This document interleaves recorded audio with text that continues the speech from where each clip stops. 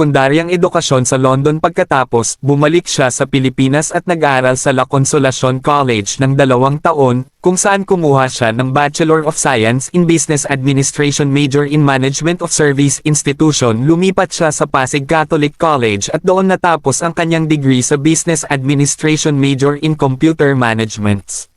Nagsimula si Sara Diskaya sa kanyang propesyonal na buhay noong 1998 bilang isang minimum wage on-the-job trainee habang nag-aaral pa. Kabilang sa kanyang mga unang trabaho ang pagiging dental receptionist at orthodontic nurse. Nagtrabaho rin siya bilang communications specialist, marketing specialist, recruitment specialist, liaison officer, at ESL, English as a Second Language, teacher.